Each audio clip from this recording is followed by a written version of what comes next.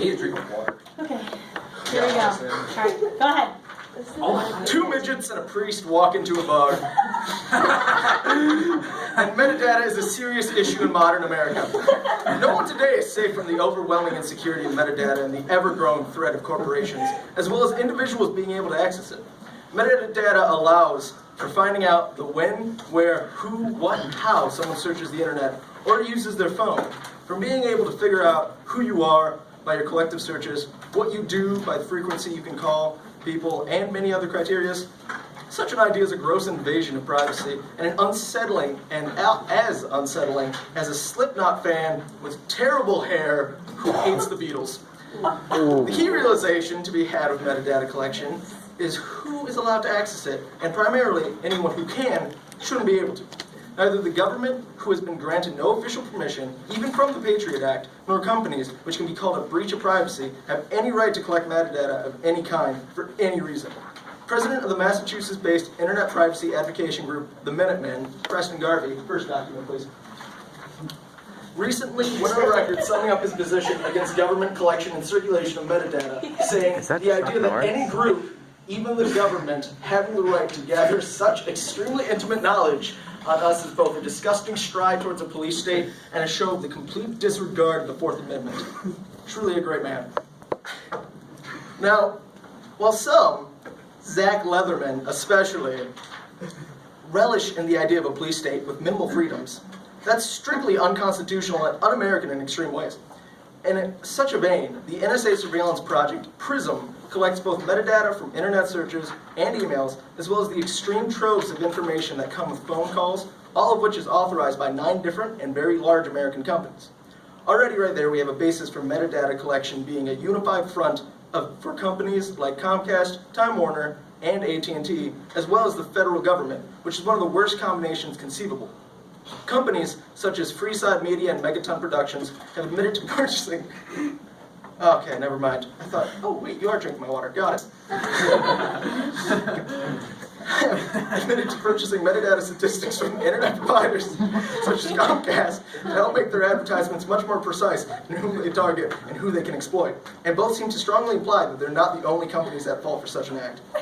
From here we can see very this year alone, Blue Cross Blue Shield, E-Tech, the Trump Towers, and T-Mobile have all been data breached. Many of their customer records and information being thrown onto the internet for anyone's use. Now, what if this had been a company who had purchased the usage of metadata information from the federal government? Had the US government given access to metadata to any one of these companies, who would have tried to use them to increase advertising potential to an obnoxious level, almost as obnoxious as Dustin, that metadata would have been breached as well. And that information could have been put online as well, threatening millions more than just clientele. So while people like Dustin, who have no shame in his crippling virtual poker and gambling addiction, or sexual orientation of literally anything, may find such a breach of nothing to break a sweat about, the rest of the American population have to come to terms that incredibly intimate details of their life were just sacrificed to complete strangers by the government for profit. That's un-American as Zach's past, and nearly more shameful. To which, while we're on such topics, in the upcoming rounds, Zach will be speaking for the idea of metadata, but I must warn you all now, his reasons are extremely sinister. I have documentation, if you will,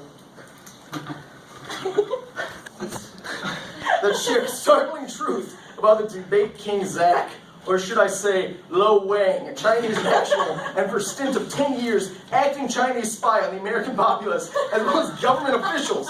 While sure, he's supposedly reformed and now works alongside the FBI, I can only assume his true intentions are a horrifying mixture of Chinese domination and the obliteration of the American dream and all the life, liberty, and pursuit of happiness that such entails. In the past, metadata collection has proven to be a key issue of concern for many American watchdog groups, as such information in the wrong hands could lead to extreme levels of government control and knowledge on any person.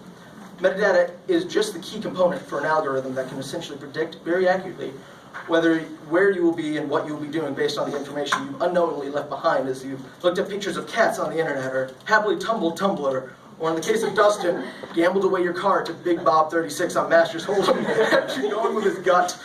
It's as Teddy Roosevelt said after the Koreans bombed Pearl Harbor: we have nothing to fear with government misuse of widely collected information that can be used to the harm and disservice of the American citizenry. anything about American citizenry, would you, Mr. Wang? 1 minute. I, for one, stand against metadata collection as a whole, be it government, business, or a bastardized unification of those two evils.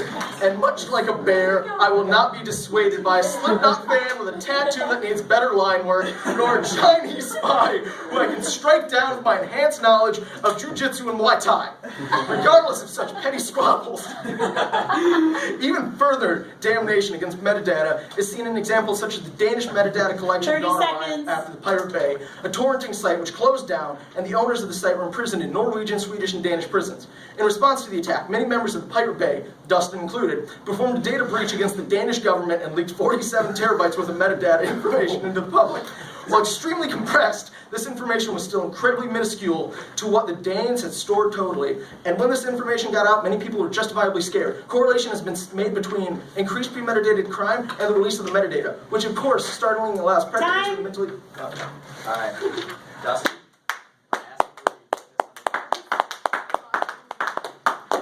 Alright, time for a cross. This is an hour.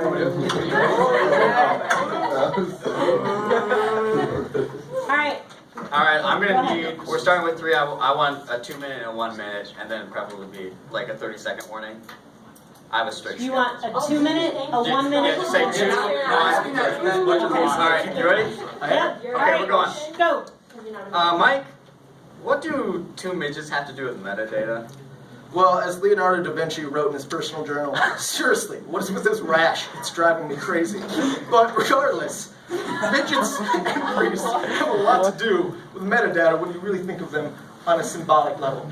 Of course, midgets being us, the little people of the American government, and priests being, well, the American government. And let's be honest, nobody trusts priests. Alright, so when did you meet Leonardo da Vinci? Oh, I didn't. I read his journal. By the way, Vatican security, really, really mean. Moving on. Do you love Leonardo da Vinci? I mean, he's an alright guy. I can dig him. Would you mind reading a poem I wrote you? I would love to. Would you slide the slide under? That's it. Up. Alright. Just a little higher. It should be okay, well you can see the highlight. 2 minutes. Alright, you just read a bit of that, starting with I'll eat your lies. Just Where part would that be? About halfway down? about halfway down. Oh, I love your lies? I love your lies. I love your lies. I'll eat them up, but don't deny the animal. Okay, you don't have to read the next line. Okay. I'm sorry. Zach, I love your lies. I'll eat them up. I love your lies. Anyways, back to so what portion of the Constitution explicitly lists the collection of metadata as an illegal activity? Well, it's as George Washington was quoted saying after his inauguration. Thank God we're our own nation now that does not monitor our citizens' lives through the usage of metadata. That'd be a total jerk move, and I'd roll in my grave. You know, it's kind of interesting that you say that because despite him having actually said that, he didn't put it in the Constitution. What This do you is think true, about but George Washington's 1 words minute. are in fact law. that? Now, Mike, I would argue that role goes solely to Jesus, my Lord and Oh, Savior. well, as Jesus Christ famously said during Leviticus 4:20, chill down, Broseph. Fair enough, fair enough. I digress. I guess that just leaves me to ask, what beef do you have with Slipknot, and how does that relate to metadata? Well, it's as William Wallace famously spoke at the Battle of 30 Clontarf. seconds. Aye, fight and you may die. Run and you'll live, at least for a while.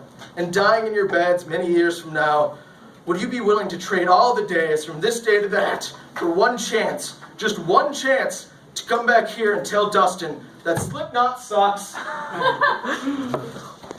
I rest my case. Oh my God.